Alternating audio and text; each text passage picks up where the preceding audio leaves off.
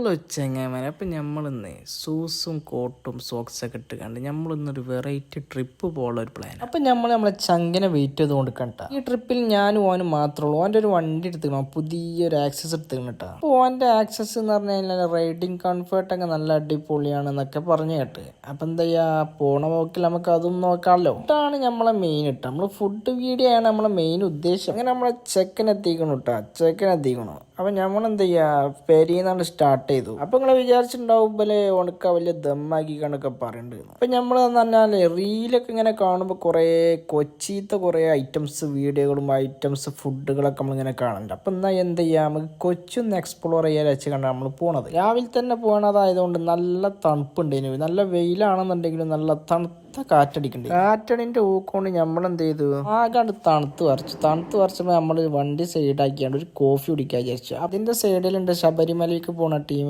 നല്ല ഫുഡൊക്കെ കഴിക്കണം. അങ്ങനെ നമ്മൾ കോഫി കൊണ്ട് പാസ്സാക്കി. അത് കഴിഞ്ഞാണ്ട് നമ്മൾ നേരെ മൃഗശാല, തൃശ്ശൂർ പോണായതുകൊണ്ട് തൃശ്ശൂർ ബൈക്കായതുകൊണ്ട് നമ്മൾ എന്ത് ചെയ്ത് മൃഗശാലയിലും കൂടെ ഒന്ന് കയറിയിട്ട് പോകാൻ വിചാരിച്ചു. പിന്നെ മൃഗശാലയുടെ വീഡിയോകൾ നമ്മൾ അടുത്ത വീഡിയോയിൽ കാണാം. ഓക്കേ.